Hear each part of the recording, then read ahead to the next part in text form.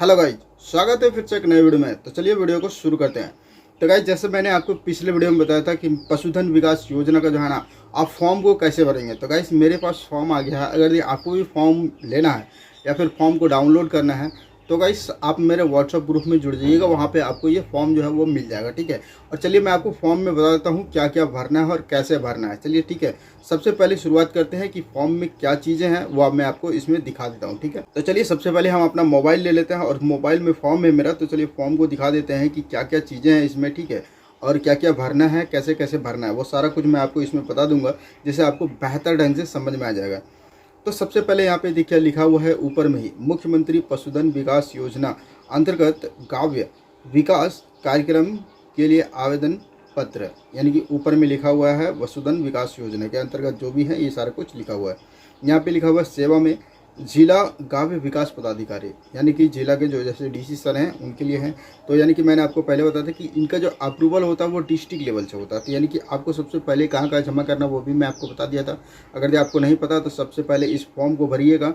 उसके बाद अपने नज़दीकी जो होगा, ठीक है, नज़दीकी अस्पताल होगा यानी कि पशुओं का, ठीक है, वहाँ पर ले जा करके आप इनको जमा कर दीजिएगा। तो चलिए सबसे पहले मैं आपको बता देता हूँ कि यहाँ पे क्या क्या भरना है। पहले देखिए थोड़ा सा जूम कर लेते हैं तो आपको दिखा देते हैं ताकि दिक्कत ना हो। थोड़ा सा जूम करते हैं, एक साइड आपको दिखा देता हूँ या नीचे करके। ठीक है, देखिए यहाँ लिखा हुआ है पासपोर्ट साइज फ़ोटो चिपकाएं। पहले आपको एक फ़ोटो चिपका देना है। ठीक है, अब चलिए थोड़ा सा इनको कर लेते हैं जूम। देखिए यहाँ पे लिखा हुआ है कि मैं एक पशुपालक यानी दुग्ध उत्पादक हूँ, मेरा पूर्ण वितरण निम्नवत है। यानी कि जो आप अपना डिटेल डालेंगे ये कुछ इस तरह का है, कहने का मतलब है। चलिए ठीक है, अब देखिए यहाँ पे क्या लिखा है, आवेदक का नाम, यानी कि जो अपने नाम है आपका वो डालेंगे। ठीक है, उसके बाद पिता या पति जो भी हैं, और भी चीज़ें होता तो उसमें पिता पति का नाम आप डाल सकते हैं। अब साथ ही कहता है उम्र, आपका जो आधार कार्ड में उम्र होगा वो डाल देंगे। साथ ही कहता है जाति, ठीक है, आप जाति डाल लेंगे। देखिए चौथा नंबर में है, क्या कह रहा है, 90% अनुदान प्राप्त करने हेतु महिला लाभुक नीचे के उपयुक्त बॉक्स में टिक करें। यानी कि 90% के लिए जो आप योगदान लेना चाहते हैं 90% के लिए, तो उसमें क्या चीज़ें हैं, कौन कौन लाभ ले सकते हैं, तो ये यहाँ पे दिया हुआ है। उन लोगों को ही 90% लाभ मिलता है। तो पहला क्या है, परित्यागता, ठीक है, जो परित्यागता है वो टिक लगाएंगे। उसके बाद कहता है आपदा प्रभावित, अगर यदि आपके पास, अगर यदि आपको कोई बाढ़ वगैरह से या फिर कोई बिजली वगैरह से या फिर किसी तरह का प्रभावित हैं तो आप यहाँ पे टिक लगा लेंगे। सड़क दुर्घटना, अगर यदि आपका बाय संजोग सड़क दुर्घटना हो गया हो, एक्सीडेंट हो गया हो, तो आप इसमें टिक लगाएंगे। दिव्यांग है जैसे विकलांग है तो आप इसमें टिक लगाएंगे। आगजनी से प्रभावित, अगर यदि आपके यहाँ पे आग लग गया हो या फिर आग से कुछ दिक्कत हो, आग के द्वारा आपको कुछ हुआ हो, तो यहाँ पे आप टिक लगा लेंगे। तभी आपको इसमें से कुछ एक ऑप्शन होना चाहिए, यानी कि आप अगर इसमें से कुछ एक हैं तो आपको 90% दिया जाएगा, अन्यथा इसमें 90% आपको लाभ नहीं मिलने वाला है।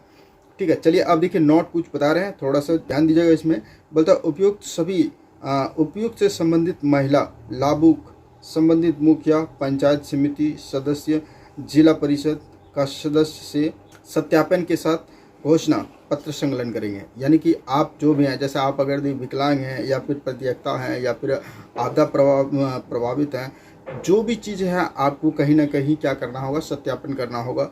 या तो आपको अपने मुखिया से या फिर जिला परिषद से या फिर वार्ड से, जो भी चीज़ है आपके नज़दीकी में, उनसे आपको इस चीज़ का सत्यापन करा लेना है। उसके बाद चलिए क्या कह रहा है, 5 नंबर 4 नंबर तक मैंने आपको बता दिया। ठीक है, तो उस यहाँ तक हो गया। अब 5वां नंबर कह रहा है स्थायी पता, आपका जो भी होगा, ग्राम वो भर लेंगे, पंचायत वो भर लेंगे, पोस्ट वो भर लेंगे, उसके बाद प्रखंड वो भर लेंगे, उसके बाद जिला वो भी भर लेंगे, सारा कुछ यहाँ पे भर लेंगे। उसके बाद कहता है बैंक खाता का विवरण।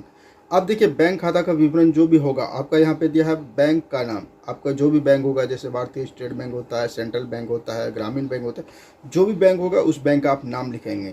अब कहता है कि चालू खाता संख्या, अब इसमें से जो आपका बैंक में खाता संख्या होगा वो डालेंगे।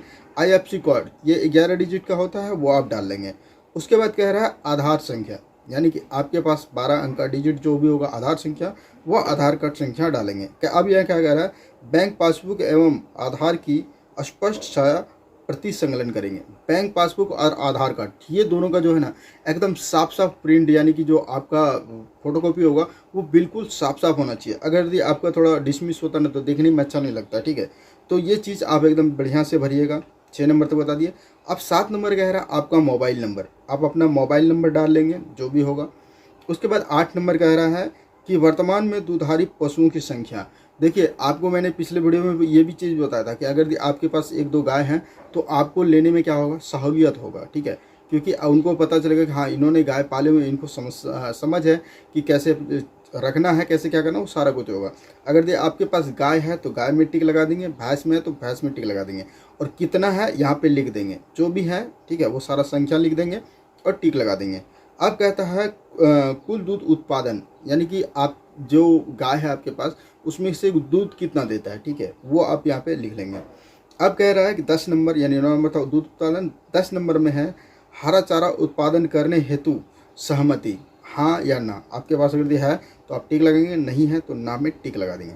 तो गाइस ये 10 जो ऑप्शन है ये आपको बढ़िया से भर लेना है सबसे पहले, ठीक है, 10 को एकदम बढ़िया से सही तरीके से भरना है, इसमें से कुछ गलत मत कीजिएगा, गलत करेंगे तो आप ही को दिक्कत होगी। कि इनका लाभ लेने के लिए आपको स्पष्ट रूप से दिखाना होगा, सही रूप से दिखाना होगा और एकदम बिल्कुल साफ साफ होना चाहिए।